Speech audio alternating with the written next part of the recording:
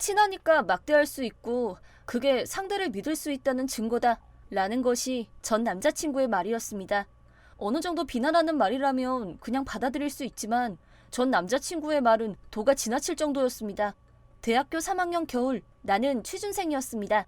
그 사람은 같은 취준생이었고 취업활동 세미나에서 알게 되었습니다. 8회 동안 받는 수업에서 마지막 수업이었을 때 그는 나를 불러 세우더니 갑자기 고백을 했습니다. 갑작스러운 데다가 조금 당황스러웠지만 그 사람 얼굴은 꽤 반반했고 상냥할 것 같았습니다. 먼저 번호 교환을 하고는 시험 삼아 몇 번 정도는 데이트한 후에 사귀게 되었습니다. 그러고 나서 사귀고 얼마 지나지 않아 그 사람 집에서 요리를 해줄 때의 일이었습니다. 나는 실패 없이 쉽게 만들 수 있는 카레와 감자 샐러드를 만들었습니다. 그랬더니 그 사람이 뒤에서 살짝 보더니 와, 맛없겠다 라고 흘리듯 말한 게 들렸습니다. 지금 뭐라고 했어? 귀를 의심하면서 한 번 더 그 사람에게 물었지만 그는 표정도 바꾸지 않고 TV를 보고 있었습니다. 조금 있으면 다 될 거야. 기대된다 라고 말하길래 역시나 잘못 들은 건가 싶어서 기분 안 좋았던 것을 털어버리고 음식을 차렸습니다. 그렇게 다 만든 카레와 감자 샐러드를 내미니 뭐 사람이 먹을 수 있는 음식처럼 만들기는 했네. 이번에는 확실하게 들렸습니다. 잠깐만, 아니 꽤 놀라기는 했지만 모양은 별로일지 몰라도 맛은 괜찮을 거라고 생각해 하고 내 나름대로 포장을 했더니 그런가? 그럼 뭐 상관없긴 하지 라며 답하더니 그렇게 카레를 한 숟가락 떠서 입안에 넣은 그는 바로 겁나 맛없어서 토할 것 같아 라고 눈앞에서 말했습니다. 나도 열이 받은 나머지 그럼 안 먹으면 되잖아 하고는 음식을 치우려고 하니 갑자기 필사적으로 막으면서 맛없어 하면서 열심히 먹고 있잖아. 솔직히 맛있다고 생각해도 별로 입 밖으로 말하는 스타일이 아니야. 사귀는 사이인데 좀 기특하다고 생각하면 안 되냐? 라고 알 수 없는 말을 하면서 혼자 화를 내고는 잠잠해졌습니다. 그러고 나서도 맛없다는 말을 연속으로 하면서도 결국 다 먹었습니다. 아, 맛있었어. 고마워. 라는 말을 들었지만 나는 이 시간부로 그 사람에게 불신이 들기 시작했습니다. 그리고 며칠이 지나 데이트 때 새로 산 옷을 입고 갔을 때의 일입니다. 그거 새로 산 옷이야? 촌스러워. 같이 걷는 거 창피한데? 라고 말을 꺼냈습니다. 뭐? 그럼 집 가서 갈아입고 올게. 귀엽다고 생각하면서 부끄러워한다는 거라는 걸로 눈치채라 좀. 라고 하며 갑자기 화를 내는 그 남자. 솔직히 말해서 의미도 알 수가 없고 이해도 되지 않았습니다. 그 이후에도 화가 풀리지 않는지 데이트 내내 입이 삐쭉 나온 채였습니다. 그 자리에서 분위기를 바꾸는 것도 귀찮아서 나는 아무 말도 하지 않았습니다. 한동안 침묵이 계속되니 이번에는 너 되게 재미없는 여자네 라고 말을 꺼내길래 이제는 여러 가지로 귀찮아져서 그럼 헤어질래? 라고 말하니 지루한 여자라면 같이 있을 리가 없잖아. 사랑하는 게 당연하잖아. 눈치 좀 채라고 라고 내뱉으며 멋있는 척하면서 키스를 하려고 하니 소름이 돋았습니다. 갑자기 뭔가를 착각했는지 귀엽네. 부끄러워하고. 그 순간 오싹하면서 닭살이 돋았습니다. 이 녀석은 뭔가 위험한 새끼다 라는 생각에 나는 감기 기운이 좀 있는 것 같으니까 오늘은 먼저 들어가 볼게 라고 말하면서 데이트 도중에 바로 집으로 돌아갔습니다. 그 사람은 이후에도 계속 이런 상태여서 좀 그만했으면 좋겠어 라고 하면 엄청 화를 내면서 눈치 좀 채 라는 말만 반복했습니다. 반대로 내가 화를 내면 머리를 굴리더니 본인 나름대로 좋게 해석했습니다. 그렇게 되다 보니 그 사람에 대한 마음은 식어갔고 다음에 이런 일이 생기면 헤어지기로 결심했습니다. 드디어 그 결정적인 사건이 일어났습니다. 매번 그런 말을 들었으니 가끔은 되돌려주고 싶은 복수심이 피어올랐습니다. 그래서 그 사람이 기타를 켜고 있을 때 헐, 엄청 못 켜네. 귀가 이상해질 것만 같아 라고 말하니 갑자기 주먹으로 얼굴을 쳤습니다. 처음에는 무슨 일이 일어난 건지 알 수가 없었습니다. 나는 그저 매번 열심히 음식을 만들어주면 맛없어 보인다고 말하고 화내면 눈치 좀 채 라고 답하니 이 기분을 조금이라도 알게 해주기 위해서 한 것뿐인데 말이죠. 설마 하니 내 얼굴을 주먹으로 칠지는 몰랐습니다. 그 사람을 올려다보니 웃기지 마! 라고 하며 이제까지 본 적도 없는 표정으로 화를 내고 있어서 깜짝 놀랐습니다. 나는 충격과 아픔으로 인해 눈물이 나왔지만 거의 소리 지르면서 귀가 이상해질 것 같아 라고 했어도 귀를 막고 있지 않았으니까 사실은 잘 켠다고 생각하는 게 당연하잖아. 눈치 좀 채! 라고 말하니 그러면 그렇다고 솔직하게 말하면 될 거 아니야. 사람이 진지하게 하는 거에 대해서 간단하게 부정하지 말라고. 씨발 열받네? 그럼 너는 뭔데? 내가 열심히 만든 요리에 대해서 뭐라고 했어? 나는 그저 네가 했던 말을 그대로 똑같이 따라했을 뿐이잖아. 라고 소리치면서 그대로 집을 뛰쳐나가 경찰서로 가서 그 사람에게 맞은 것을 이야기했습니다. 그랬더니 나를 뒤따라온 그 사람은 경찰관 앞에서도 이 여자는 내 여자니까 당신들이 모르는 유대감이 있어! 라고 열을 내며 말했습니다. 이제 더 이상 이런 남자는 무리라고 생각했었고 엄청난 힘으로 맞은 얼굴은 아팠고 열까지 받으니 눈물을 흘리면서 유대감 따윈 개나 줘요. 이 사람 혼자 착각하는 거예요. 현행범으로 체포해주세요. 라고 하며 코피를 휴지로 억누르며 울면서 신고했습니다. 그랬더니 그 사람은 그 자리에서 체포되고 나는 출혈이 멈추지 않아서 바로 병원으로 이송되었습니다. 진찰 결과 코뼈가 부러져 있었습니다. 병원에서 부모님에게 연락을 넣었고 내 얼굴을 본 엄마는 얼굴의 붓기와 색깔을 보고는 쓰러졌습니다. 아빠는 얼굴을 붉게 물들이면서 어떤 새끼가 그런 거야? 라고 엄청나게 화를 내시고는 담당 의사와 이야기를 나누러 가셨습니다. 그렇게 나는 며칠 동안 입원했습니다만 후에 열정적인 변호사를 부모님이 고용해 주셔서 그 사람에게 위자료를 청구해 주셨습니다. 그 사람은 변호사에게 그건 내 나름대로의 농담이라고. 그걸 알아채지 못한 그년이 나쁜 거야. 라고 말하며 위자료를 안 내려고 했지만 여자의 얼굴을 그렇게 만들어 놓고선 이런 변명이 통할 리가 없기에 결국 800만 원에 해당하는 위자료를 청구했습니다. 당연히 나는 그 사람과 헤어졌습니다. 헤어질 때 마지막으로 한 전화, 계속 마음속 깊이 넣어두었던 울분을 토해냈습니다. 이년아, 웃기지 마. 친할수록 막대하는 게 당연하잖아. 상대를 신뢰한다는 증거라고. 뭐? 친하니까 막대하는 게 당연해? 상대를 신뢰하는 증거? 친할수록 예의를 지켜야 한다는 말을 모르는 거야? 사람한테 눈치 좀 채라고 말하는 너야말로 사람의 기분을 눈치채지 못하는 것에 좀 눈치 좀 채라고. 매번 함부로 말하다가는 그대로 돌려받는 일이 있을 거니까 조심하는 게 좋을 거야. 잘 가라. 그렇게 그 이후로도 그 사람에게 악질적인 카톡이 도착했습니다. 오늘도 평화로운 나날이네. 그래서 그건 언제 돌려받을 수 있는 건데? 너무 짜증나서 나는 그걸 완전히 무시하고 취업 활동에 전념했습니다. 덕분에 나는 좋은 곳에 일찍 취직할 수 있게 되었습니다. 딱 그쯤 카톡이 멈췄습니다. 어차피 곧 핸드폰을 바꿀 예정이었어서 연락이 오든지 말든지 별로 상관은 없다고 생각은 하고 있었지만 아무래도 그는 취업 스트레스로 방구석 폐인이 되었다고 합니다. 주변 사람들은 거의 다 취직이 되었는데 그 사람만 몇십 통의 회사에 이력서를 넣어도 합격이 되지 않았으며 이리저리 심각하게 고민했었다고 합니다. 그도 그럴 것이 그 사람은 면접에서도 자신의 생각만 투철시킨 모양이었습니다. 물론 주변 사람들도 너 말할 때는 조금 조심할 필요가 있어. 너 스스로 얼마나 신뢰되는 말을 하고 있는지 알고는 있는 거야? 너같이 열받는 녀석이랑은 같이 있고 싶지도 않아. 라고 말하면서 점점 멀어져 갔다든지 그때도 전 남자친구는 뭐야 그 정도는 눈치채 라고 말한 모양입니다. 그 말을 들은 나는 정말 학습이 안 되는 사람이네 라고 생각하며 없던 동정심까지 생기기 시작했습니다. 나도 그렇지만 주변이 그렇게 말해도 이제부터 그 사람은 분명히 아무것도 모른 채 집에 처박힌 채로 인생을 살아가겠죠.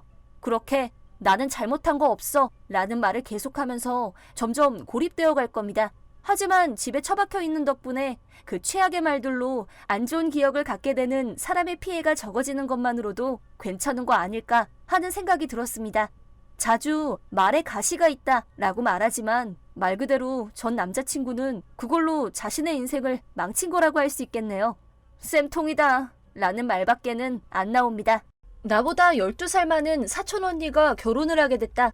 예전부터 나는 언니랑 꼭 닮았단 소리를 많이 들었는데 둘 다 할머니를 닮아서 그런 것 같다. 젊었을 적 할머니는 유명 화가의 모델을 할 만큼 미인이었는데 부모님 등살로 명문가 차남의 장교였던 할아버지랑 억지로 결혼했다고 한다. 차남이라서 유산은 많이 못 받았지만 장교였던 게 부모님한테는 좋아 보였던 모양이다. 전쟁통에 할아버지가 돌아가시고 형편이 어려워지자 할머니는 할아버지와 닮은 아빠를 싫어했다. 두 사람은 매일 싸움만 하면서 엄마를 자기 편으로 만들려고 안달이었다. 할머니는 자신과 꼭 닮은 사촌 언니를 편애했다. 나도 할머니와 닮았지만 두 사람만큼 예쁘지도 않고 명문대를 나온 언니와 달리 난 평범한 고졸 직장인이다. 언니의 예비 신랑은 5살 연하인데 외모는 평범해도 고학력의 고수입이라 허영이 심한 할머니가 아주 좋아했다. 얼마 전에 맞춘 예복을 결혼식에서 입으려고 했는데 그 전에 신랑과 인사를 했다. 신랑은 나를 보자마자 언니랑 붕어빵이네 라며 깜짝 놀랐다. 그 후 나랑 언니는 몸단장이 거의 동시에 끝나서 둘이 같이 대기실로 향했다. 신부를 본 신랑은 감격해서 아무 말도 못하고 굳은 채로 앉아 있었다. 그 후 가족 소개가 끝나고 전통 혼례식이 시작됐다. 나는 가족 속에 앉아서 영상을 찍고 있었다. 전통 혼례는 처음이라서 호기심에 부풀어 두 사람을 바라봤다. 그런데 갑자기 신랑이 손에 들고 있던 걸 내던지고 이 결혼 못하겠어! 중지야! 라며 난동을 피우기 시작했다. 나는 깜짝 놀랐다.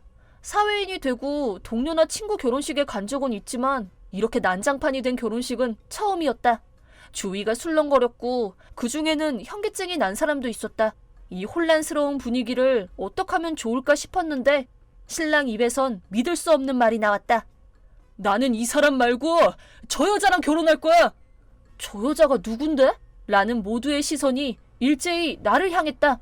어리둥절했던 나는 내 뒤에 누가 있나? 하고 뒤를 돌아봤지만 당연히 누가 있을 리가 없었다. 뭐야? 나는 왜? 대체 이게 무슨 상황인가? 어쩔 줄을 몰랐는데 내 앞에 할머니가 서 있었다. 그리고 갑자기 내 뺨을 내리쳤다. 지금껏 부모님한테 맞은 적도 없었던 나는 큰 충격에 빠졌고 머리가 새하얘졌다. 할머니는 엄청나게 사나운 얼굴로 네가 꼬리 친 거지? 언제야? 인사 왔을 때? 하고 물었다. 결혼 인사를 왔을 땐 난 거기엔 있지도 않았는데 웬 말뼈다귀 같은 남자랑 사귀다가 언니 신랑이 탐났겠지? 아니야, 난 전 사람 거의 본 적도 없고 내 남친은 좋은 사람이야. 할머니가 말한 내 남자친구는 고등학교 선배로 학력이 좋지 못했다. 인사하러 왔을 땐 단정치 못하게 귀걸이와 염색을 했고 스포츠카를 끌고 왔다. 할머니 마음엔 안 들었겠지만 내가 정말 좋아하는 사람이다. 거기서 가장 놀란 사람은 갑자기 그런 소리를 들은 나다. 나를 욕한 데다가 남자친구까지 모욕한 할머니를 용서할 수 없었다. 내가 아무리 아니라고 해도 할머니는 내 멱살을 잡고 흔들었고 보다 못한 친척들이 말리러 왔지만 날뛰는 할머니를 막을 순 없었다. 그러자 신랑이 이 사람은 잘못 없어요! 라며 말렸지만 불에 기름을 부은 격이었다. 그러고 나서 신랑은 나에게 다가와서는 내 손을 잡고 나랑 결혼해줘요! 라고 말했다. 식장은 소란스러워졌고 결국 전원 퇴장해 결혼식은 중지됐다. 회의실 같은 곳에서 얘기를 나누게 됐는데 신랑이 먼저 입을 열었다. 변심한 이유는 나랑 언니가 꼭 닮으면서도 다르기 때문이란다. 앞으로 언니는 나이를 먹고 늙겠지만 아직 어린 나는 시간이 지나면 젊을 적 언니처럼 예뻐질 거라고 생각했다고 한다. 그러자 갑자기 언니가 못나 보였다는데 어이가 없다. 언니랑 나는 띠동갑인데 늙은 게 당연하지. 그리고 나도 나이를 먹으면 늙는 걸 피할 수 없다.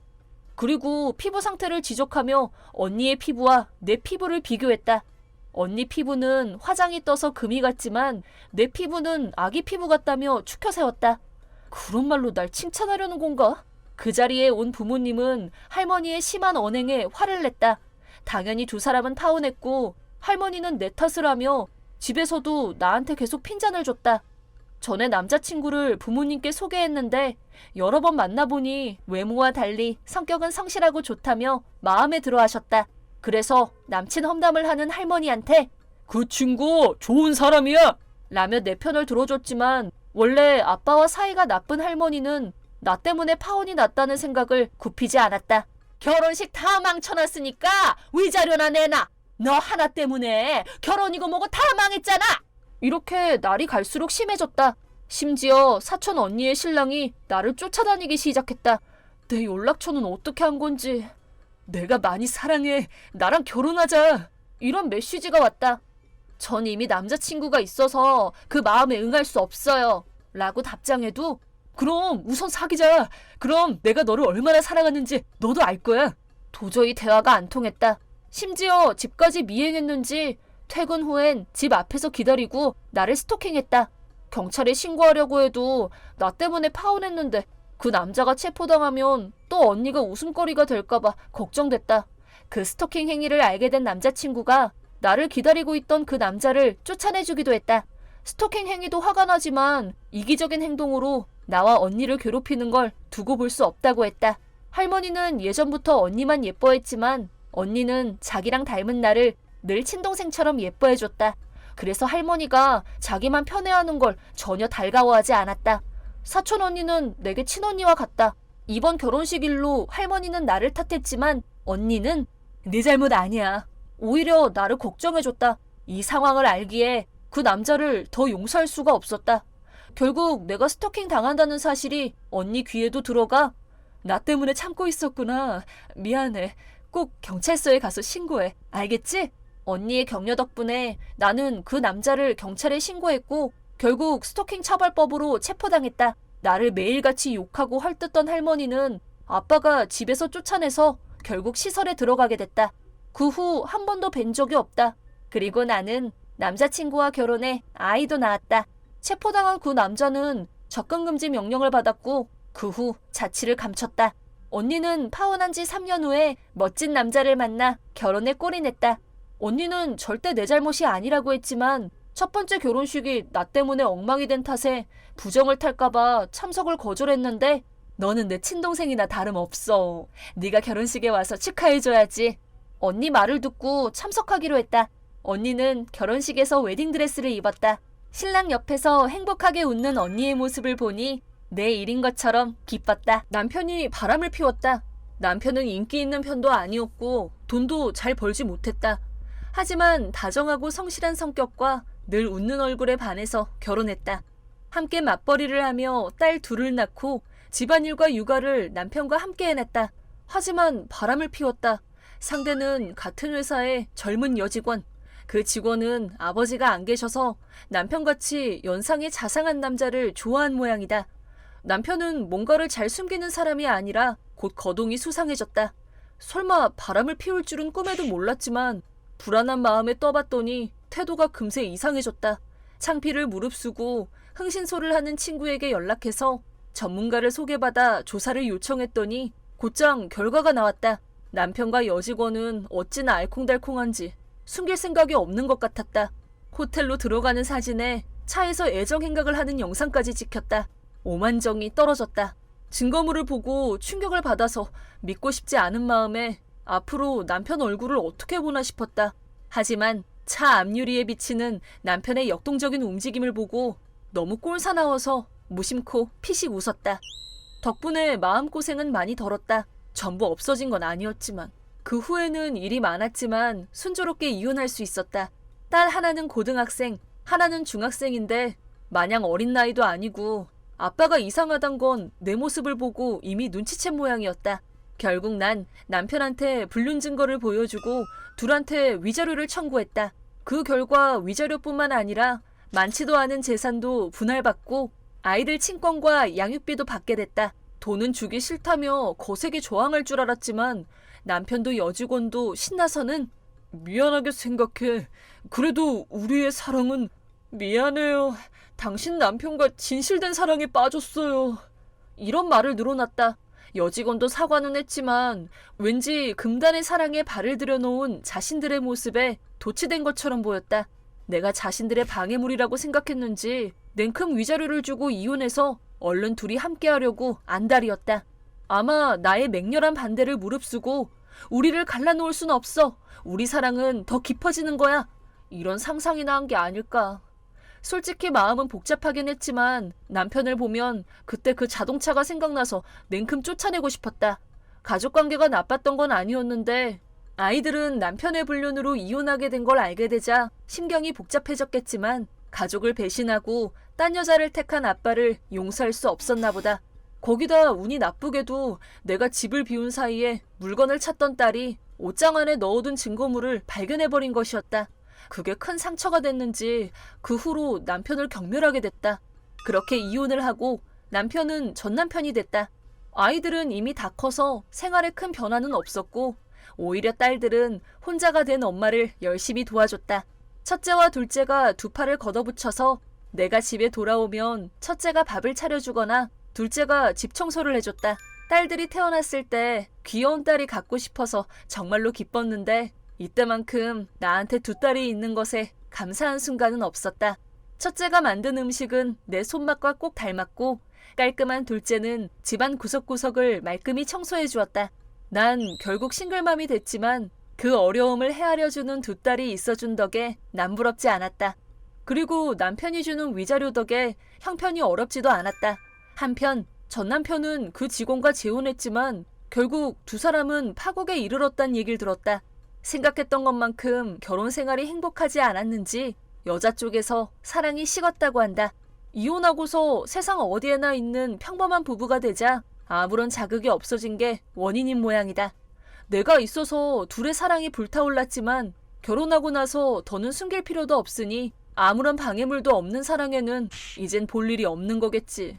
결국 여자가 본가로 도망가 버려서 그대로 이혼했다고 들었다.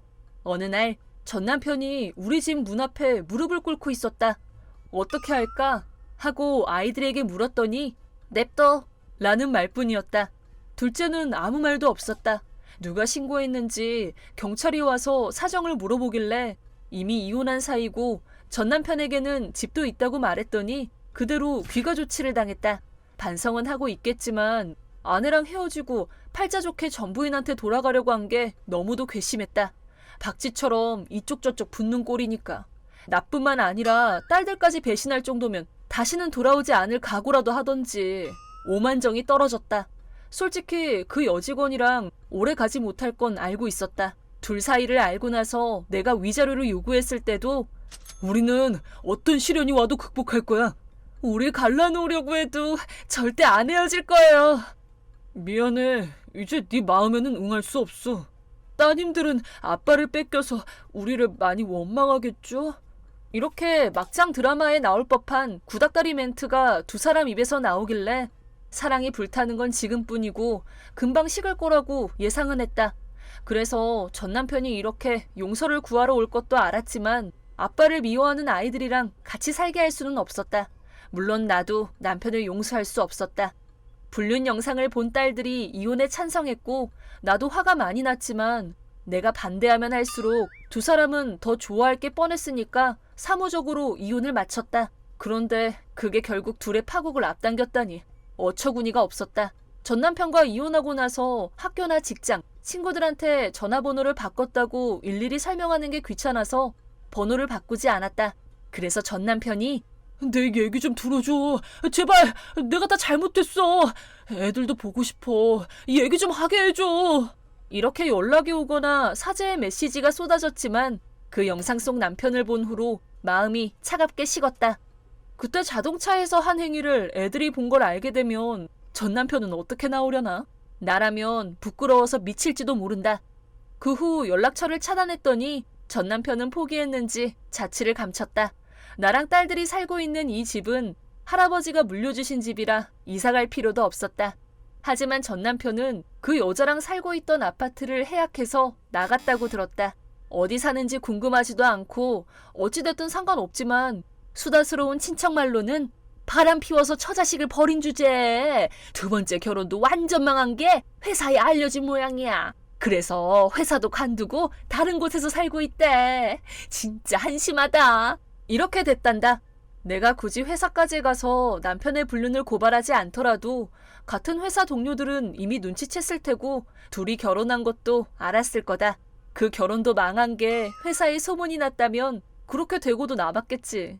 지금쯤 가족과 새로운 가정에 회사까지 잃은 전 남편은 심정이 어떨까? 집 앞에서 무릎을 꿇을 정도니까 후회는 하고 있겠지만 불륜이나 저질은 자업자득이라고 생각한다. 나는 사귄 지 1년 반 된 남친이 있다. 이제 곧 결혼식으로 올려서 직장 동료나 주변 사람들한테 청첩장을 보냈지만 내 친구 중 하나인 연희 때문에 결혼식에서 사건이 일어났다. 결혼식에 참석하겠다고 한 연희와 우연히 길에서 마주쳤는데 청첩장 고마워. 꼭 갈게. 고마워. 실은 결혼식 때 입으려고 드레스 하나 장만했거든. 그렇구나. 그럼 내 결혼식에 입고 오게? 그럼 가격은 좀 비쌌지만 처음 본 순간 완전 내 거다 싶었다니까. 연희가 말하길 그 드레스는 무려 200만 원 정도란다. 너무 비싼 것 같다고 생각했지만 연희는 보너스를 탈탈 털어서 산 드레스를 얼른 입고 싶어 했다. 그러고 보니 식은 유명한 호텔에서 한댔지? 요리도 인류 셰프가 만들고 기대된다. 부케도 던질 거지? 꼭 나한테 던져줘? 아, 또 누구 불렀어? 친구는 몇 명 정도 와? 하객은 총 몇 명 오는 거야? 다들 어떻게 하고 올까? 들은 거 없어? 일단 100명 정도 참석할 것 같아. 너무 적지 않아? 더 불러. 결혼식에 400명은 있어야지. 아니야, 지인도 얼마 없는데 뭐. 식의 규모를 보고 축의금 액수를 정하려나 싶었는데 그건 아닌 것 같았다. 그러고 나서 자기 자리는 어디냐는 둥, 한가운데로 해달라는 둥 요구사항을 늘어놨다. 그리고 결혼식 날 많은 하객들 중 단연 눈에 띄었던 건 바로 연희였다. 연희는 가슴골이 훤히 드러나는 흰 드레스를 입고 왔다. 날 비롯한 사람들은 당혹스러워했지만 식이 진행되고 식사가 시작되자 연희는 나한테 다가왔다. 이 드레스 예쁘지? 그러네. 설마 흰 드레스를 입고 올 줄 몰랐던 나는 어떤 대답을 해야 할지 몰라서 나도 모르게 대답을 얼버무렸다. 하지만 그런 건 눈곱만큼도 신경 쓰지 않는 연희는 역시 결혼식에는 흰 드레스지. 다들 나만 바라보던데 내가 이 결혼식 주인공처럼 보였을까? 연희의 드레스 자랑 삼매경에 내가 당황스러워하자 다른 친구 중 하나가 신경을 써주며 이런 좋은 날에 목소리 높이긴 싫지만 직원분이 준비해둔 옷으로 갈아입는 게 어때? 좀 몰상식해 보이거든. 뭐? 왜 갈아입어야 하는데? 이건 내가 내 돈 주고 산 옷이야. 아, 알겠다. 내 드레스가 너무 예뻐서 주인공이 가려지니까 벗으라는 거지? 아니거든. 결혼식 주인공인 신부가 흰 드레스를 입어야지. 주위를 좀 봐봐. 흰 옷 입고 있는 사람은 아무도 없지? 신부가 나보다 드레스가 안 어울리는 걸 어떡해. 난 축의금도 냈으니까 뭘 입든 내 자유거든? 연희의 이기적인 고집에 하객들은 입을 떡 벌렸다. 내가 예뻐서 질투하는 거냐며 소란 피우는 연희에게 어떤 남자가 다가왔다. 웬 몰상식한 사람이 있나 했더니 자네였군. 부장님, 여긴 어떡해? 부장이라고 불린 남자는 신랑의 숙부님인데 아마 연희랑 같은 회사에 다니는 모양이다. 숙부님은 그 드레스를 보고 기가 막히다는 표정을 지었고 연희의 몰상식한 모습에 혀를 찼다. 자네는 결혼식 매너라는 것도 모르고 왔나? 아니요. 일단 나름대로 찾아보긴 했는데. 연희는 부장 앞에서는 찍소리도 못하겠는지 뻔뻔스럽던 태도가 거짓말처럼 사라졌다.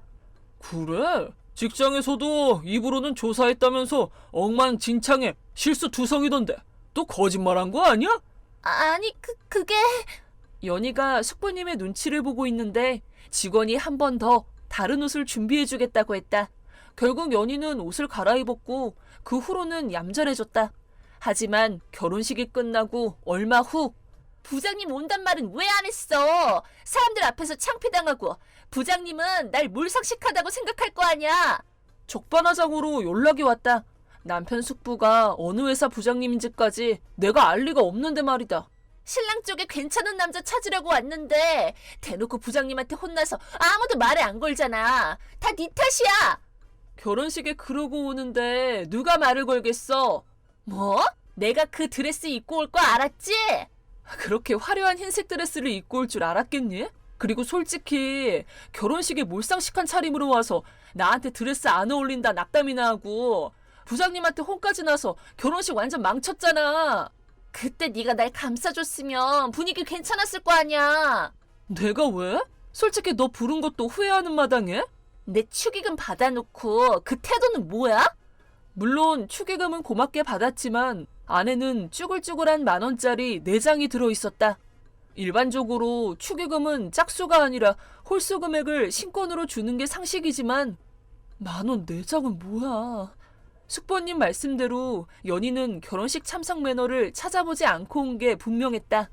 지금이라도 공부하는 게 어때? 다른 결혼식에서 망신당하겠다. 아니, 아무도 결혼식에 너 안 부를걸? 부르는 사람이 없다는 건 네 결혼식에 올 사람도 없단 뜻이고 나 이미 청첩장 또 받았거든? 그리고 다들 부르면 와줄 거야. 근데 넌 국물도 없어. 다음에 친구 결혼식에서 마주쳐도 아는 척하지 말고 2번 다시 연락도 하지 마. 그렇게 연희는 연락을 끊어버렸다. 몰상식한 친구 하나를 걸렀다고 생각하니까 괜찮았지만 그러고 나서 얼마 후 연희한테서 또 연락이 왔다. 이번에 결혼하는 친구한테 뭐라고 했어? 청첩장 주길래 간다고 했더니 갑자기 오지 말라잖아.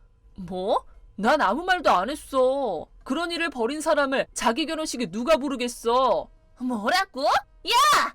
솔직히 말해서 중요한 결혼식에 그런 무식한 드레스 입고 올 줄 알았으면 나도 안 불렀을 거야. 인생 한 번뿐인 결혼식에 소란이나 피우고. 그건 내 드레스가 너무 예쁜 탓이지. 자기 옷 별로라고 남 탓이나 하고 꼴불견이다. 아니, 다들 널 쳐다본 건 결혼식엔 신부 말고 흰 드레스를 입으면 안 된다는 상식을 깼으니까 못마땅한 눈으로 본 거지. 직원까지 너한테 옷 좀 갈아입으라고 그랬다며? 짜증나. 너보다 훨씬 예쁜 드레스 입고 남자 좀 낚아보려고 했건만. 그렇게 화를 내며 전화를 끊었지만 다 자업자득이지. 그렇게 몰상식한 사람은 아무도 자기 결혼식에 부르지 않을 테고 솔직히 안 그런 사람이 어딨겠어? 그 후로 결혼식이 몰아쳐서 친구들의 예쁜 신부 모습에 기뻐하고 통장은 통장이 됐지만 연희의 모습을 다시 보는 일은 없었다. 소문으로는 자기도 결혼하고 싶다며 신랑 친구를 소개받으려고 친구들한테 결혼식에 불러달라고 졸랐지만 전부 거절당해서 신랑 친구를 꼬실 계획은 물거품이 됐다. 애초에 결혼식에 참석하는 이유가 남자를 만나려는 어처구니 없는 이유 때문이라니 기가 막힌다. 축의금 매너도 모르는 주제에 말이야. 그로부터 몇 년 뒤 아기를 낳은 나는 친한 친구들한테 아기 사진을 보내줬는데 연희는 아직도 남자를 찾아다니는 노처녀 신세란다. 남편은 자칭 육아 대디다. 저번에 가족 다 같이 장을 보고 있는데 남편이 잠깐 아들을 안아줬을 때 우연히 회사 부장님이 그 모습을 보고 칭찬했다고 한다. 남편은 회사에서 육아대디라고 칭찬받은 게 좋았던 모양인지 그 후로 자칭 육아대디가 됐다.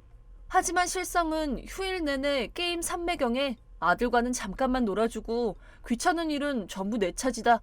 애를 거들떠보지도 않는데 육아대디는 개뿔.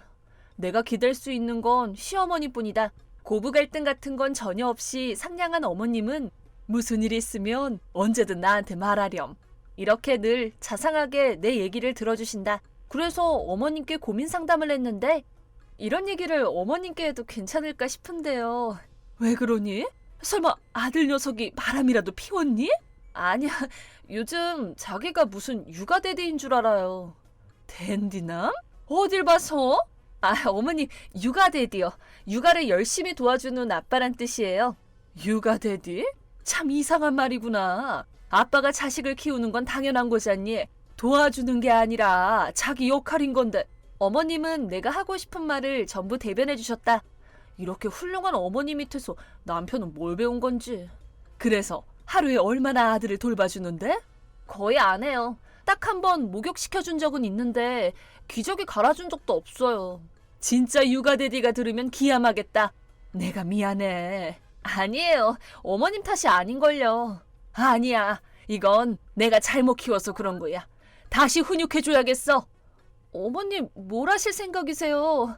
진짜로 육아대디가 되게 하는 거야. 다음 날 어머님과 나, 남편, 아들 넷이서 외출을 하기로 했다. 그날은 작전대로 남편한테 아들을 맡기고 어머님과 같이 쇼핑을 즐겼다. 이제 애 안는 것 좀 바꿔줘. 육아대디라며. 그리고 넌 평소에 바꿔주지도 않잖아. 아니 팔이 아파서 그렇지. 허약하기는. 포대기 있으니까 그거 써. 왜 내가 이딴 걸. 육아대디라면서. 그리고 부모가 자기 자식 안는 건 당연하지. 그런데 나는 육아대디 맞지? 네 아빠는 무뚝뚝해도 애들 키우는 건 똑부러지게 잘했어. 기억 안 나니? 알았어. 어머님의 맹공격에 남편은 찍소리도 못하고 얌전히 아들을 안고 있었다. 그 모습에 나는 어머님 굿잡! 하고 마음속으로 엄지를 척 올렸다. 하지만 레스토랑에서 점심을 먹다가 사건이 일어났다. 아들 잘 먹어야지. 싫어. 아빠 말 좀 들어라. 역시 좀 안쓰럽다는 생각이 들기 시작했는데 오 역시 육아대디야. 어떤 남자가 나타났다. 부장님! 우연히 같은 가게에 온 부장님이 남편 목소리를 듣고 말을 걸러온 모양이었다. 난 싱글데디라서 육아의 어려움을 잘 알거든. 그러시군요. 왠지 냄새가 나는데? 화장실 다녀오는 게 어때? 남편은 평소라면 꼼짝도 안 했겠지만 부장님 앞이라서 어쩔 수 없이 아들을 화장실로 데리고 갔다. 하지만 시간이 지나자 으아! 비명소리가 들려서 가봤더니 아들의 응가가 남편의 손에 묻어 있었다. 이건 대체 어떻게 가는 거야? 그 자리에 있던 부장님이 기저귀 자주 가는 거 아니었어? 라고 물어보니 전혀요. 기저귀는 무슨. 육아 대리는커녕 평소엔 아무것도 안 한다니까요. 네? 정말이에요, 아내분? 네, 기저귀 가는 것도 지금 처음 하는 거예요. 뭐라고? 자네 육아 대리 아니었어? 작년에 2달짜리 육아휴직은 뭐하러 썼어? 나랑 어머님은 그 말에 깜짝 놀랐고 남편은 식은땀을 흘렸다. 육아휴직이라고? 아니 그게... 회사에 육아휴직 제도가 있는 건 알았지만 남편이 육아휴직을 낸 건 지금 처음 알았다. 심지어 남편은 그딴 건 무능한 놈들이나 쓰는 거야 라고 말했으면서 자기가 휴직을 썼을 줄은 꿈에도 몰랐다. 게다가 며칠 쉰 날은 있었지만 2달이나 집에서 쉰 적은 없었다. 어머님이 기저귀를 가는 동안 부장님께 슬쩍 물어봤다. 육아휴직 중에 출근은 안 했나요? 네, 육아휴직 중에는 출근하면 안 되거든요. 출장에 있다면서 양복을 입고 출근했던 날도 있었는데요. 자네 육아휴직 중에 대체 뭘 하고 다닌 거야? 그러자 어머님도 똑바로 말해! 파친코랑 경마장에 좀... 그리고 나를 위한 여행이랄까? 그럴 돈이 어딨다고. 어떻게 한 거야? 설마 빚졌어? 회사에서 받은 출산 축하금을 썼어. 다들 말을 잃었다. 남편은 회사에서 받은 축하금과 동료들한테 받은 돈을 전부 독단적으로 써버렸다고 자백했다. 회사 축하금은 그렇다 쳐도 동료들의 성의가 담긴 돈을 멋대로 쓴 건 용서할 수 없었다. 아들을 위해 준비한 돈이지 남편이 써도 되는 돈이 아닌데 그 돈을 놀면서 탕진하다니. 난 입이 다물어지지 않았지만 가장 화가 난 사람은 부장님이었다. 얼굴이 새빨개진 부장님은 회사가 너 쓰라고 축하금을 준 줄 알아? 가족들은 내팽개치고 자기 멋대로 쓰다니 어이가 없다. 대체 무슨 짓이야? 여기가 레스토랑이라는 것도 있고 부장님은 목청껏 호통을 쳤다. 그 옆에서 어머님이 오늘만큼 내 자식이 이렇게 부끄러운 적은 처음이다. 육아 대디라고 거짓말 친 것도 모자라 2달이나 아들 돈으로 탱자탱자 놀다니. 네가 그러고도 부모야? 새아가 이런 놈이랑은 확 이혼해버려. 뭐? 이혼? 여보는 그런 마음 없지? 몰라. 생각 좀 해볼게. 미안해. 사과할 테니까 용서해줘. 남편은 사과했지만 태연하게 자기 아들 돈을 탕진한 남편을 용서할 수 없었다. 그 후 한동안 남편과 거리를 두고 싶었는데 때마침 남편의 전근이 결정됐다. 아무래도 지방 쪽에 사람이 부족해서 누구를 보낼지 고민을 했던 모양이다. 남편은 전근 얘기를 듣고도 찍소리도 못했다고 한다. 전근 기간은 3년. 주위에 전철이 3시간에 한 대밖에 없는 깊은 시골이다. 남편의 월급 통장은 내가 관리하고 거기서 남편 생활비를 보내주기로 했다. 그동안은 서로 만나지도 않고 돌아오는 것도 금지다. 만약 남편이 10원이라도 빚을 지면 곧장 이혼하고 아들도 평생 안 보여줄 거다. 거기다 어머님과 친척들과도 절연하기로 했다. 남편은 절망에 빠졌지만 고작 이혼으로 끝낼 수는 없었다. 자신이 얼마나 바보 같은 짓을 했는지 머리에 똑똑히 새겨줄 생각이다. 어머님은 나를 도와주시기로 했다. 어머니는 남편 일 때문에 내게 미안하셨는지 남편이 탕진한 축하금을 대신 갚아주셨다. 원래는 직접 갚게 하려고 했지만 남편 수중에 돈이 쥐뿔도 없어서 관뒀다고 한다. 일단은 남편과 떨어져 살면서 앞으로의 일을 천천히 생각해보려고 한다. 어머님도 계시니 마음이 든든하다. 설마 거짓말과 축하금을 들켜서 이렇게 될 줄은 꿈에도 몰랐던 남편은 반성과 후회로 혼이 쏙 빠졌지만 자업자득이지. 차라리 공기 맑은 시골에서 그 더러운 마음을 정화하길 바란다. 결혼 초부터 시어머니와 함께 산 나는 줄곧 시어머니의 괴롭힘을 받았다. 시어머니가 나를 괴롭히는 이유는 내가 직장을 다니고 있다는 점, 친정에 대한 불만, 그리고 아직 아이가 없다는 것 등이다. 기가 막힌 것은 나와 남편은 이제 결혼한 지 1달밖에 되지 않았다는 것이다. 그런 나한테 왜 애가 없냐니 도무지 이해가 안 된다. 물론 내가 시어머니에게 험한 말을 들을 때마다 남편이 중간에 나서서 대신 항의도 하고 내 편을 들어주었다. 만약 내가 곧바로 임신이라도 하면 그땐 혹시 대체 걔가 누구 애냐? 뭐 이러면서 난리를 치지는 않을까 하는 의심이 든다. 남편은 대기업 사원에 출세가 빨라서 젊은 나이에 벌써 주임직을 맡고 있는 엘리트의 고소득, 즉 조건 좋은 사람이다. 그런 남편이 그저 평범한 어린이집 교사인 나와 결혼한 것이 시어머니 마음에 들지 않았던 것이리라. 나와 남편은 우리 두 사람의 공통 친구의 소개로 만나게 되었다. 먼저 사귀자는 말을 꺼낸 건 남편이었다. 나는 천천히 서로를 알아가면서 결혼은 자연스럽게 때가 되면 하고 싶었지만 남편이 세 번째 데이트를 하던 날, 난 너 말고 다른 사람은 생각할 수 없어. 나랑 결혼해줘. 라며 프로포즈를 했다. 너무 갑작스러워서 놀라긴 했지만 남편의 진정성 있는 눈빛을 믿고 예스라고 대답했다. 시어머니께 처음 인사를 하던 날, 시어머니는 우리가 시댁에서 같이 산다면 결혼을 허락하겠다고 하셨다. 시아버지가 돌아가신 후로 줄곧 남편이 가장 노릇을 해왔다고 하고 나와 사귀더라도 그건 변하지 않는 일이고 시부모님과 함께 사는 친구들도 많이 있는데 뭐 하면서 시어머니 말씀에 동의했다. 하지만 그 결과가 이거다. 시어머니는 내가 집에 들어오고 나서부터 툭하면 이 집은 내 집이니까 불만이 있으면 넌 아무 때나 나가도 상관없다 라는 말을 아무렇지도 않게 했다. 이 집은 낡고 오래된 집이지만 생전에 시아버지가 지으신 집이라고 들었다. 하지만 결혼을 승낙하는 조건으로 동거를 요구한 것은 시어머니 자신이 아닌가. 아마도 시어머니는 마음에 들지 않는 나를 옆에 두고 괴롭혀서 나가 떨어지게 해서 남편과 나의 관계를 끝장나게 하려는 심산인 게 분명했다. 또 자기 아들이니까 아들이 설마 엄마를 두고 마누라 편을 들까? 라는 기대를 했던 것일지도 모르겠다. 하지만 남편이 내 편을 들자 가뜩이나 미운 내가 더 미웠을 테고 자기 편을 들어주는 시누이를 틈만 나면 집으로 불렀다. 시누이는 결혼해서 남편과 아이들이 있고 시댁에서 가까운 곳에 살고 있었다. 시누이는 시누이대로 내가 남편과 헤어지면 자연히 시어머니한테 흘러들어오는 돈이 더 많아질 거라고 생각한 것 같았다. 시어머니와 시누이는 둘이서만 좋은 데 가서 점심도 먹고 나름 즐겼던 것 같은데 지금까지 그 돈은 모두 남편 지갑에서 나온 돈이었다. 옳게! 대체 청소를 하는 거야 마는 거야? 여기 좀 봐 여기! 왜 이렇게 더러워? 이런 식으로 틈만 나면 집에 와서 트집을 잡기 일쑤였다. 나는 결혼한 후에도 어린이집 교사 일을 계속하고 있었다. 집안일은 당연히 하고 있지만 매일매일 구석구석까지 청소하는 건 솔직히 불가능하다. 죄송해요. 제가 요즘 좀 바빠서. 바빠? 그게 다 핑계고 변명이야. 아무리 며느리가 집안일을 해야 한다고는 하지만 시어머니가 조금은 도와주실 거라고 기대했던 것도 사실이다.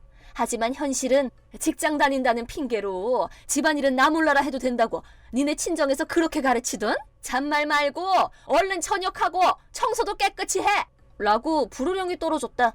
처음엔 무조건 참았고 남편도 내 편을 들어줬기 때문에 견뎌보려고 했지만 시누이까지 합세해서 날로 심해지는 고된 시집살이가 점점 견디기 힘들었다. 그런 나를 보던 남편이 우리 여기서 이렇게 살 이유가 없는 것 같다. 나가자. 라고 먼저 말을 꺼냈다. 남편 입장에서 시어머니는 자기 어머니지만 나한테 이렇게까지 심하게 시집살이를 시킬 거라고는 상상하지 못했던 것 같았다. 시어머니와 갈등이 커지는 걸 보면서 회사에서 쉬는 시간마다 이사할 집을 알아보고 있었다는 말을 들었을 때는 내심 놀랐다. 괜찮겠어? 그렇게 쉽게 말할 일이 아닌 것 같은데. 쉽고 어렵고를 떠나서 내가 사랑하는 여자가 이렇게 고통스러워하는 걸 그냥 보고 있을 수만은 없잖아. 대화로 풀 수 있는 문제면 끝까지 설득해보고 싶었는데 아무리 말해도 어머니는 점점 더 심해지기만 하고 결단을 내려야지. 결혼할 때 동거를 조건으로 승낙을 받았었기 때문에 여기서 나간다는 건 불가능한 일로 여기고 있었다. 하지만 지금 남편이 시어머니와의 동거를 끝내자는 말을 이렇게 덤덤하게 하고 있는 것이다. 남편 말로는 자기가 동거를 받아들인 이유는 결혼 승낙을 받기 위해서가 아니라 결혼을 승낙해준 어머님에 대한 감사 표시였다고 했다. 하지만 지금은 그런 감사의 마음도 사라졌다고 했다. 솔직히 자기가 그렇게 말해줘서 너무 고마워. 사실 어머님하고 형님한테 안 좋은 소리도 듣고 많이 힘들었거든. 근데 정말 우리 이사 나갈 수 있을까? 무슨 꼬투리만 있을 때마다 엄마가 당신한테 잘하는 말 있잖아. 이 집은 자기 집이니까 나가고 싶으면 언제든지 나가도 된다고. 우린 그냥 그 말대로 나가는 것뿐인데 뭐 어때? 그렇게 말하고는 남편은 나에게 아파트 전단지를 한 장 내밀었다. 내가 얼마 전부터 찾아봤는데 이 아파트 어때? 자기 어린이집에서도 가깝고 난 괜찮은 것 같은데? 너무 괜찮다. 직장만 가까운 게 아니라 주변에 쇼핑센터도 가깝고 장 보러 갈 때나 급하게 뭐 필요할 때 편리하겠네. 마음에 든다니 다행이다. 그럼 내가 여기 계약해둘게. 고마워. 남편의 추진력에 그동안 짓눌려 있던 내 마음도 한순간에 가벼워지는 것을 느낄 수 있었다. 그리고 다음 날도 시어머니와 시누이는 꼬투리를 잡아서 나를 한참 괴롭힌 후 입버릇처럼 하는 말을 입에 올렸다. 왜? 불만 있으면 언제든지 나가도 상관없어. 내 말 알아들어? 이 집은 우리 남편이 지은 집인데 내 맘에 안 드는 사람 내쫓는 걸 누가 뭐라 그래? 너도 불만 많은 눈치인데 우리도 너 이 집에 있는 거 걸리적거려서 미치겠으니까 얼른 이혼하고 이 집에서 나가라. 제발! 두 사람은 제멋대로 떠들어대며 나를 보고 깔깔거리며 웃었다. 나는 그 말이 나오길 기다렸다는 듯이 네, 어머님이 나가라고 하시니까 그럼 그렇게 할게요. 나도 똑같이 웃으며 대답해줬다. 그래, 그거 잘 생각했다. 내 집에서 나가주면 나야 고맙지. 우리 아들하고 얼른 이혼해. 제가 왜 어머님 아들하고 이혼을 해요? 뭐? 너 방금 전에 이 집에서 나간다고 그랬잖아. 그래, 방금 그랬잖아. 나도 들었는데? 네, 그랬죠. 저는 남편하고 같이 이 집에서 나갈 거예요. 뭐가 어째? 나는 내 할 말을 다 한 후 미리 준비해뒀던 가방을 들고 나왔다. 사실 시어머니가 집을 비울 때마다 조금씩 짐을 옮겨두고 있었다. 물론 이사갈 집은 남편이 계약을 끝낸 상태였고 이사만 하면 다 끝나는 거였다. 너 지금 뭐라 그랬니? 우리 아들도 같이 나간다고? 그야 우린 부부인데 같이 이사하는 게 당연한 거 아닌가요? 그리고 지금까지 남편이 어머님 생활비를 전부 부담해왔다고 알고 있는데요. 그런데 이제 저희도 독립하니까 앞으로는 그럴 필요도 없을 것 같아요. 뭐? 괜찮으시죠? 어머님은 많지는 않지만 다달이 연금도 받고 계시잖아요. 힘든 일 있으시면 바로 옆에 살고 있는 사이좋은 형님한테 말씀하시면 되고요. 뭐야? 내가 왜? 아들이 있는데 내가 왜? 그래요? 남편이 고모부님한테 이미 얘기해뒀다고 하던데요. 누나랑 어머니가 한편이 돼서 내 아내를 너무 못살게 굴어서 아무래도 집을 나가야 될 것 같다. 그러니까 앞으로는 어머니는 매형이랑 누나가 잘 보살펴달라. 뭐 그렇게... 정말이야? 진짜 그랬어? 정말이죠. 그럼 저는 이제부터 남편하고 새 집에서 다시 새 출발하는 기분으로 잘 살 테니까요. 어머님하고 형님도 파이팅 하세요. 예, 잠깐 기다려라. 내가 특별히 이번 한 번 봐줄게. 특별히 봐줄 테니까 그냥 살아도 돼. 알았지? 그 집은 당장 계약 해지하고 그냥 있어라. 그렇게는 못하겠는데요. 사실 여기서 사는 게 너무 힘들었는데 남편이 먼저 이사 가자고 해줘서 얼마나 기뻤는지 몰라요. 예, 너 그냥 가면 어떡하니? 거기서! 시누이는 자기 남편한테 나를 괴롭혔던 사실이 모두 탄로난 뒤 당신 정신이 있어 없어? 옳게도 가족이라면 가족인데 왜 사람을 못 살게 굴어? 애들이 당신한테서 뭘 보고 배우겠어? 애들은 내가 데리고 갈 테니까 당신 어머니는 당신이 알아서 모시든지 말든지 해. 다 네가 자초한 일이야. 여보, 이러는 게 어딨어? 그렇게 시누이 남편은 아이들을 데리고 나갔고 시어머니는 더 이상 생활비를 받지 못하게 됐다. 결국 두 사람은 하루하루 사는 것도 빠듯할 만큼 턱없이 부족한 생활비 때문에 쪼들리게 살고 있는 모양이다. 곧 이혼당하게 생긴 시누이와 아들 내외한테 외면당한 시어머니가 둘이서 처량하게, 반면 나와 남편은 새 아파트에서 더할 나위 없이 쾌적하게 잘 살고 있다. 스트레스에서 해방되자 자연스럽게 아이도 생겼고 지금은 남편과 주변 동료들의 배려 속에서 장차 태어날 아이를 손꼽아 기다리며 매일매일 행복하게 지내고 있다. 나는 세 자매의 막내로 위로 언니가 둘이 있고 우리 가족은 특별할 것도 별로 없는 평범한 보통 가족이다. 그러던 어느 날 작은 언니가 직장 상사와 불륜 관계였던 사실이 발각되어 충격을 안겨줬다. 발각이 된 계기는 의사인 큰언니 병원에 작은 언니의 불륜 상대가 구급차에 실려오게 되면서부터이다. 대학을 갓 졸업한 신입사원이었던 작은 언니는 불륜 상대인 상사와 호텔에 갔고 거기서 상사가 갑작스럽게 고통을 호소했다고 한다. 당황한 작은 언니는 서둘러 구급차를 불렀고 불륜 사이이다 보니 구급차에 같이 타고 싶지는 않았지만 출동한 구급대원이 동승할 것을 요청하자 어쩔 수 없이 구급차를 같이 타고 병원까지 왔다고 하는데 병원에 도착한 상사는 목욕 가운만 걸친 상태였고 작은 언니는 고딩 교복에 코스프레 차림이었다고 한다. 그리고 병원에는 큰언니가 있었다는 사실. 병원에 코스프레 차림으로 구급차를 타고 나타난 여동생 작은 언니도 당연히 큰언니가 의사라는 건 알고 있었지만 큰언니가 병원으로 옮긴 지 얼마 되지 않았기 때문에 설마 그 숱한 병원 중에서 큰언니가 있는 병원으로 오게 될 줄은 생각지도 못했을 것이다. 그 자리에서 작은언니는 자기도 모르게 언니! 라고 큰언니를 불렀는데 그때 큰언니 눈빛이 마치 벌레를 보는 눈빛이었다고. 병원에서는 당연히 불륜 상대의 가족에게 연락을 했고 작은언니는 빛의 속도로 병원에서 도망쳤다. 불륜 상대는 다행히 안정을 되찾았지만 불륜 행각은 가족에게 들통날 수밖에 없었다. 작은언니는 상대 쪽 부인에게 위자료를 청구받았지만 이제 막 사회생활을 시작했으니 모아둔 돈이 있을 리 만무했고 엎친 데 덮친 격으로 상대 쪽 부인은 위자료를 지불하지 않으면 회사에 알리겠다고 엄포를 놨다고 한다. 작은언니는 취업난 속에서 힘들게 얻은 직장이었기 때문에 회사에서 해고되면 단순히 재취업이 힘들다는 정도의 말로 치부할 수 없는 문제였다. 게다가 작은언니는 상사와 불륜을 맺으면서도 같은 회사에 정말로 좋아하는 남자가 있었다나 뭐라나. 정말 막장이 따로 없었다. 상사와 불륜을 맺으면서 자기가 좋아하는 남자와 절대로 헤어지고 싶지 않다던 작은언니. 결국 마지막엔 부모님밖에 없었는지 도움을 청하러 집으로 왔다. 그때 마침 큰언니도 집에 와 있었기 때문에 작은언니가 나 돈 좀 빌려줘 라고 다짜고짜 말하자 큰언니의 얼굴색이 순식간에 변하는 걸 느낄 수 있었다. 기본적으로 우리 부모님은 자식들한테 약한 사람들이라서 불륜이 해서는 안 될 짓이라는 걸 충분히 인지하고 있음에도 불구하고 눈앞에서 자기 딸이 울며 불며 사정을 하는 모습이 딱해 보였는지 두말 없이 돈을 빌려주려고 하는 것이었다. 부모님의 그런 모습을 보고 작은언니도 일단 급한 불은 끌 수 있을 것 같다고 안심하는 눈치였는데 사건의 모든 전말을 알고 있는 큰언니는 여전히 굳은 얼굴이었다. 그런 큰언니를 보면서 절대로 이대로 그냥 넘어갈 것 같지 않다는 예감이 밀려왔다. 그런 큰언니는 아랑곳하지 않고 작은언니와 부모님은 위자료 낼 돈은 꿔줄 테니 걱정 말고 네가 돈을 모으면 그때 천천히 갚으라고 했다. 아무 때나 갚아도 상관없다니. 작은언니 입장에서야 사실상 갚지 않아도 되는 돈이나 마찬가지였다. 마음이 놓였는지 표정이 환해진 작은언니는 부모님께 엄마 아빠 정말 고마워 라며 웃으며 말하는 것이다. 하지만 바로 그때 큰언니가 드디어 딴지를 걸었다. 내가 빌려줄게. 전언니 동시에 그렇게 말했다. 뭐야, 엄마랑 아빠가 빌려준다는데 그러면 됐지. 언니가 왜 나서? 안 돼, 내가 빌려줄 거야. 작은언니가 한 짓을 보고 정말 상종 못할 인간이라고 생각했었지만 부모님이 빌려준다는 데야 뭐라 할 말도 없고 그런데 큰언니가 갑자기 왜 저럴까 싶었는데 큰언니는 작은언니가 부모님께 쉽게 돈을 빌리는 것을 두고 볼 수가 없었던 것 같다. 솔직히 작은언니는 큰언니보다는 부모님께 빌리고 싶어하는 눈치였지만 큰언니의 태도는 강경했고 부모님도 언니의 기세에 밀려서 돈은 큰언니가 작은언니에게 빌려주는 것으로 결론이 났다.